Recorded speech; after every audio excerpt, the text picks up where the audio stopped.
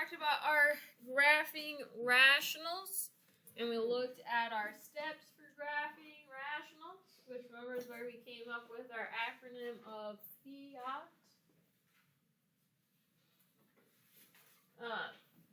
And then we did look at one example graphing a rational function.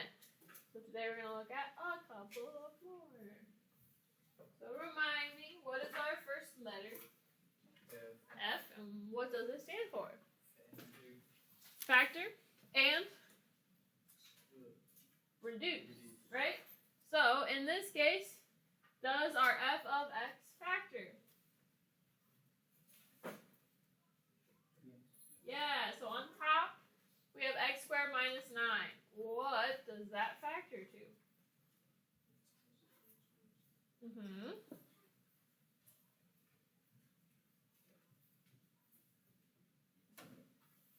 Okay, what about our denominator? What multiplies together to give us negative 3, that adds together to give us negative 2?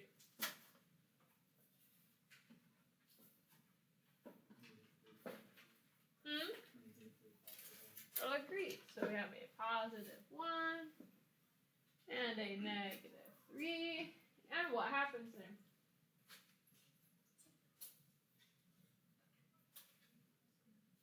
We can reduce them.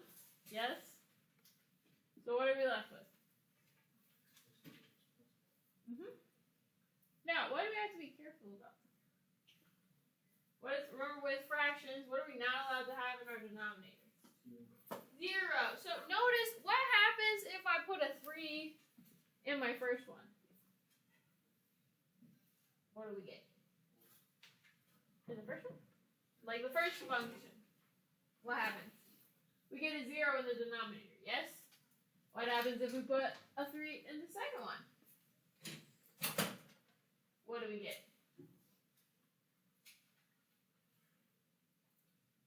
6 over 4. Yes? So our first one is undefined. Our second one, we get 6 over 4. Can I put an equal sign between those two things? If one is undefined and one is 6 over 4. No, those two things don't equal. So either we can't put an equal sign there, or we have to say, okay, what did we say made this expression 0? So what makes x minus 3 0? 3. And as long as x does not equal 3, we're okay. So we have to list that out. So whenever we reduce out a fraction from the denominator, we have to say what makes that 0 and say that it can't equal that. Now, it technically also can't equal negative 1, but that's still in my function. So I'm okay. I don't have to list that out. It's only when we get rid of it that we have to list it out. We're okay there. So from here on out, the reason why our factor and reduce is first is now we want to use this function instead for the rest of our steps. So when we move on to I, which stands for what? The intercept, we're going to use the x plus 3 divided by x plus 1. So if we find our x-intercepts first, what are we going to do? Okay, so we get 0 equals, and which one of those is actually allowed to be 0? So then if we solve, what do we get that x equals? Yeah. So then for our y-intercept, what do we do? So we get 0 plus 3 divided by 0 plus 1, which gives us 3 divided by 1, which is 3. Okay, up till there. Alright, then what does our A stand for? Asymptotes, okay? We'll find our vertical asymptotes first. How do we find our vertical asymptotes?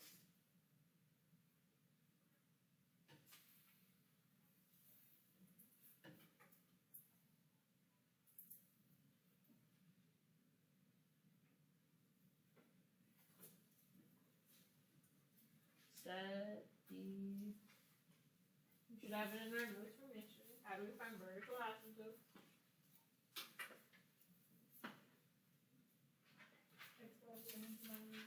Yeah, so we want to set our what equal to 0? The denominator. We need to figure out what values make the denominator 0. And what do we get? -1. Now, what do we have to look at for our horizontal asymptotes? We want to look at the degree first, and then we probably will have to use our leading coefficients here, because notice that the degree of the top is 1, the degree of the bottom is also 1. So that means that we do want to look at our leading coefficients, which notice are 1 divided by 1, which is 1. So are we okay with all of our steps up until that point?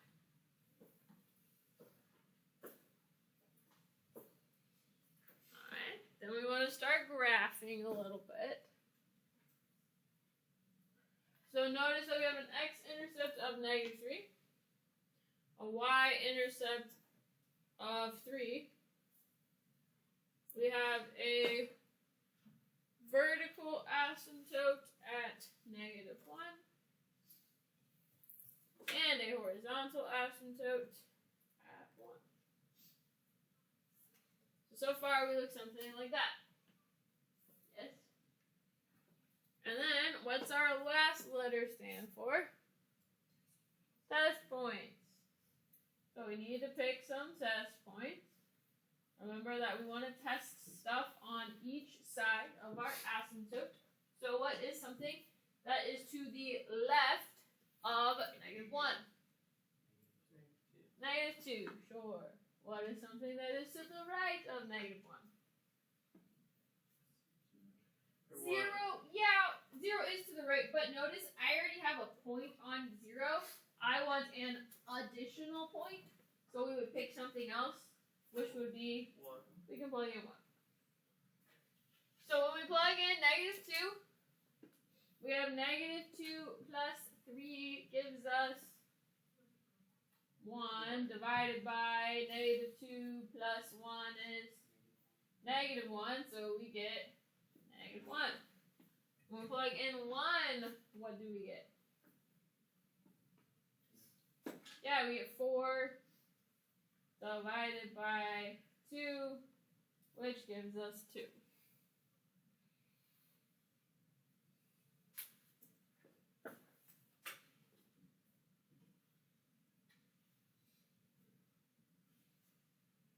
Are we all okay with that? Yes? Okay.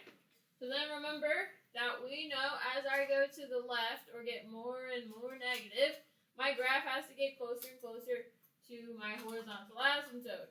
And as we go to the right, it's going to have to get closer and closer to our vertical asymptote. And then the same thing for this other half. Now, we do have one last thing that we have to look at. So, our x plus 1 gave us a vertical asymptote at -1. However, what did we say x is also not allowed to equal? 3. So, if we get rid of the factor, okay, we're not going to have a vertical asymptote at 3, but we're still not allowed to have a piece of the graph at 3. So what's going to happen instead is it's just going to create a hole, or like an open circle, in our graph. So at 3, I'm just going to draw an open circle. So anytime that you have a factor that reduces, it's going to be a hole in the graph instead of an asymptote. What questions do you have about all of that?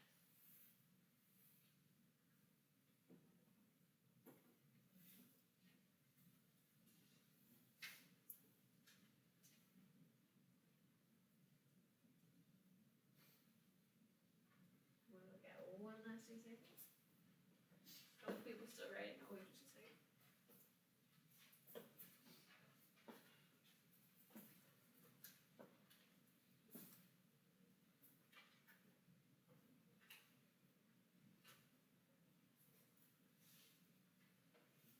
let's look at one last example. So this time we have x divided by x squared minus 9. So remind me, what's our first step? Factor. Can that one factor? Yes. What is it going to factor to? This time though, do we have anything that reduces? Nope. So we're just going to have two factors on bottom. So what do we want to find next? Intercepts. Okay. So we'll look for our y-intercept first. So what are we going to do? Plug in 0. So I get 0 divided by 3 times negative 3, which is 0 divided by negative 9. Are we allowed to have a 0 on top? Yeah, what does that equal? No, it's defined. It's specifically 0, which is okay. It seems easier. So then if I look at our x-intercept, what are we going to do? Okay, so we get 0 equals x divided by x plus 3 times x plus 1 minus 3. Which one of those is allowed to equal 0? The top, so we end up with x equals 0. So where is our intercept going to be if both my x and my y are 0? The origin, yeah.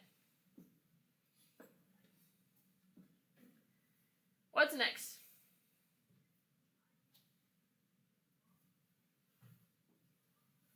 Asymptotes. So for our vertical asymptotes, what do we do?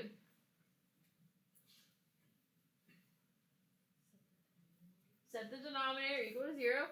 So this time we have two factors. What does that mean for our asymptotes? We're going to have two vertical asymptotes. So notice if I set x plus 3 equal to 0, we get x equals negative 3. And if I set x minus 3 equal to 0, we get x equals positive 3. And we can have two vertical asymptotes. You can actually have 3 or 4 or 5 or a bunch of vertical asymptotes. Okay? Now, on the opposite side though, we can only ever have one horizontal asymptote. Or you can have none. One or none. You can't have more than one horizontal asymptote for a rational function. So what do we need to look at for our horizontal asymptote? The degree. What's the degree of the top? What's the degree of the bottom? Not 1. 2, which means that where is our horizontal asymptote? If the degree of the top is smaller than the degree of the bottom. 0. Y equals 0. So let's start by graphing some of these things. We have an intercept at 0, 0 for both of those. We have a couple of asymptotes, so 1, 2, 3, negative 3, positive 3, and at y equals 0. What is funky about our horizontal asymptote?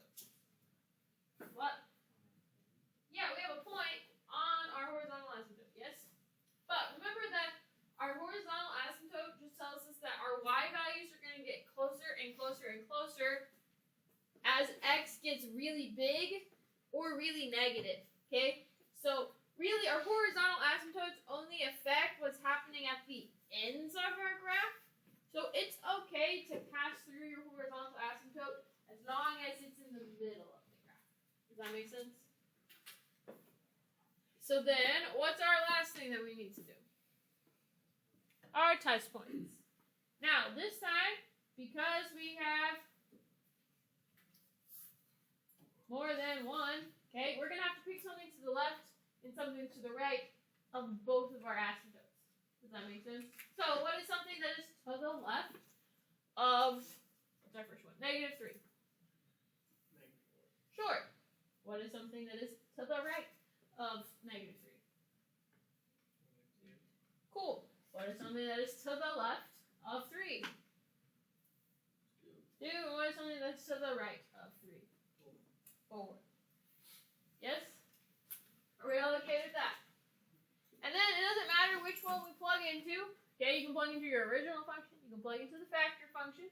You'll get the same thing either way. Okay, so notice that if I plug in negative 4, we're going to end up with negative 4 divided by 7. So negative 4/7. If I plug in a negative 2, we're going to end up with negative 2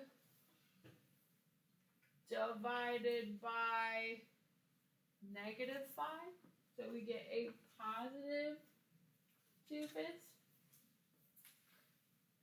If I plug in 2, I still get 2 on top, but we get a negative 5 on bottom, so we get negative 2/5.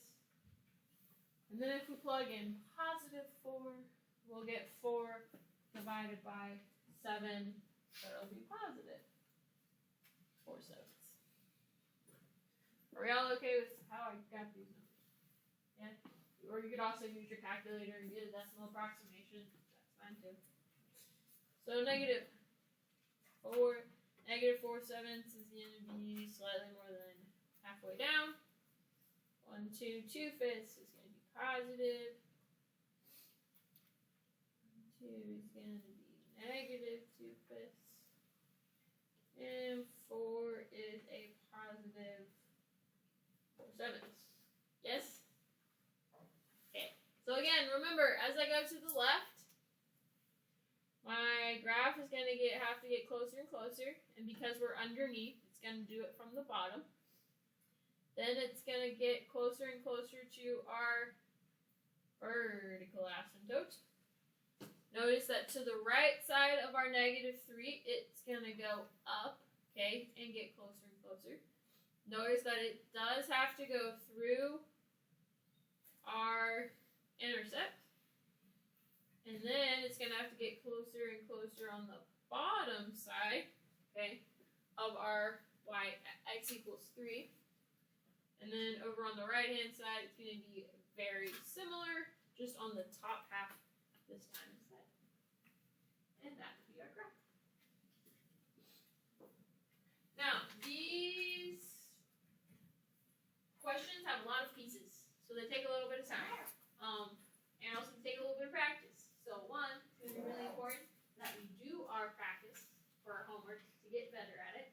Okay? Because like I said, the more you practice it, the better you'll get at remembering all of the different pieces and when to do what, but you do have to practice it. And two, what that means is I'm not going to ask you a bunch of just graph the entire thing, because that would just take too long on your test.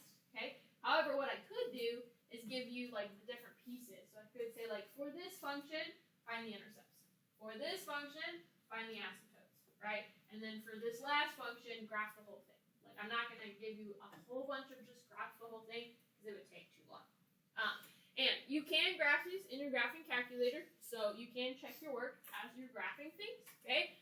However, if I ask you to just find your vertical asymptotes, you need to make sure you know how to do that by itself, and you're not relying too heavily on your graphing calculator to do all the work for you. Yes?